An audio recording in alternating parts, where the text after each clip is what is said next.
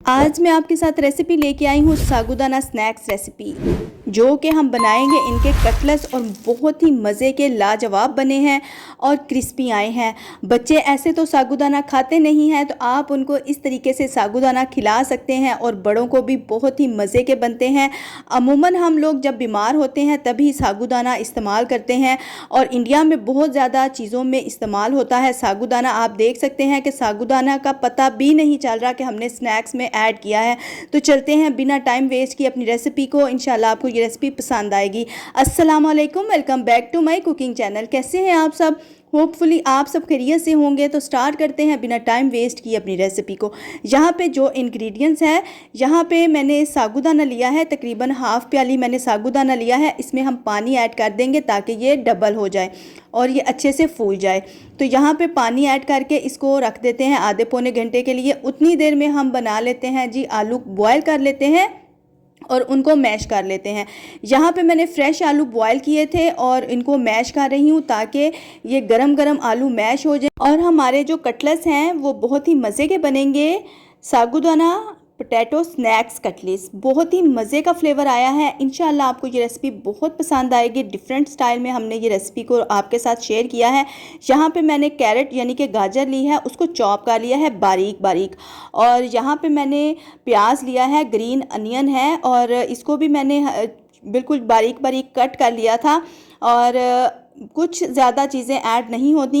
यहाँ पे मैंने वाइट पेपर ली है, ब्लैक पेपर नहीं ली, उससे हमारे जो आलू हैं वो ब्लैक ब्लैक हो जाएंगे। तो इसमें वाइट पेपर ज़रूर आपने ऐड करनी है, इसको स्किप नहीं करना। नमक हस्बे ज़रूरत मैंने ऐड किया है। धनिया पाउडर है 1 टीस्पून, मैंने इसमें धनिया पाउडर ऐड किया है। चिली फ्लेक्स है 1 टीस्पून ही मैंने इसमें चिली फ्लेक्स का ऐड किया है। आप देख सकते हैं कि इसमें कोई ज़्यादा इंग्रेडिएंट्स नहीं है और आपके जो कटलेट्स हैं वो लाजवाब बनेंगे। तो हम इनको अच्छे तरीके से मिक्स करते हैं। मिक्स करने के बाद हम इसमें ऐड करेंगे जी साबूदाना।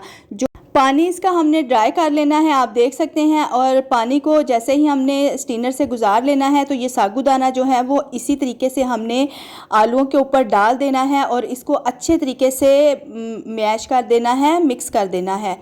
और आप देख सकते हैं साबूदाने के साथ जो आलू हैं वो बहुत ही ज़बरदस्त लग रहे हैं। आप देखें, उनकी शक्ल चेक करें और ये खाने में उतने ही मज़ेदार लगेंगे। और जब हम इनको फ्राई करेंगे तो साबूदाने का निशान भी नज़र नहीं आएगा कि हमने इसमें साबूदाना ऐड किया है। तो आप देख सकते हैं हमारे जो कटलेट्स हैं वो रेडी हो रहे हैं। बस इसी तरीके से आपने कटलेट्स को रेडी कर लेना है। आप चाहें तो कोई भी शेप उसको दे सकते हैं, वो आप पे डिपेंड करता है कि आपने उनको शेप किस तरीके की देनी है। तो मैंने राउंड शेप दी है, आप कोई भी शेप उनको दे सकते हैं। तो साबूदाना की कटलेट्स जो हैं हमारे रेडी हो गए हैं माशाल्लाह से। देखें, उनकी लुक चेक करें, बहुत ही ज़बरदस्त लग रहे हैं। यहाँ पे मैंने सिर्फ एक अंडा लिया है और इतने सारे कटलेट्स हमारे रेडी हो जाएंगे। तो एक अंडे के साथ बहुत सारे कटलेट्स रेडी हो जाएंगे। यहाँ पर मैंने ये ली हैं सवैयाँ, बारीक सवैयाँ हैं, आप देख सकते हैं। उनको मैंने अच्छे तरीके से क्रश कर लिया है बारीक बारीक।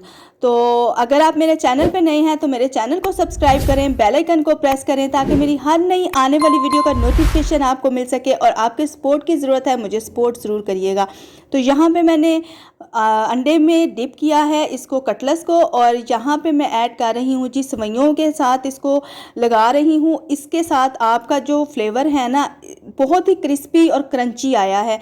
ऊपर से क्रिस्पी और क्रंची था, अंदर से सॉफ्ट थे और बहुत ही लाजवाब टेस्ट आया है। तो बस इसी तरीके से हमने अपने सारे कटलेट्स जो हैं वो रेडी कर लेने हैं। आप चाहें तो विद आउट जो एग है, विद आउट एग के साथ भी आप सवैयों को लगा सकते हैं, क्योंकि आलू में इतनी वो होती है कि आप उनके साथ कोई भी ड्राई चीज़ लगाएंगे तो वो इजीली लग जाएगी।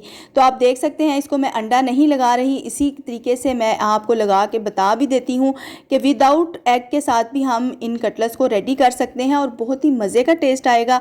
एक बार मेरे कहने पर इस रेसिपी को ज़रूर ट्राई करिएगा। इंशाल्लाह आप इन कटलेट्स को बार बार बनाएंगे और टी स्नैक्स के तौर पर आप इनको इस्तेमाल करेंगे। अगर आपके घर में गेस्ट वगैरह भी आ जाएं तो आप उनको बना के खिलाएं और उन्होंने लाजमी आपसे पूछना है इसकी रेसिपी का कि ये रेसिपी कैसी है और कि ये कैसे बने हैं।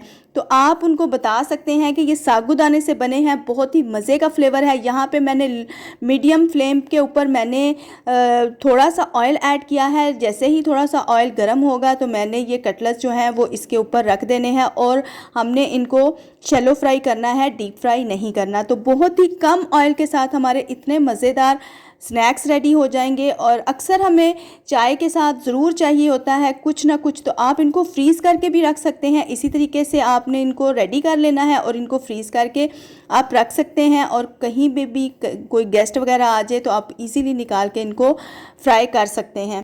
चलें जी, जैसे ही ये फ्राई होते हैं तो आपको इनकी फ़ाइनल लुक आपके साथ शेयर करती हूँ। माशाल्लाह से आप देख सकते हैं उनका जो कलर है बहुत ही ज़बरदस्त आया है और देखने में भी इतने खूबसूरत लग रहे थे कि दिल कर रहा था कि अभी हम खा जाएं। बस ये इतने मज़े के देखने में भी और खाने में भी बने हैं।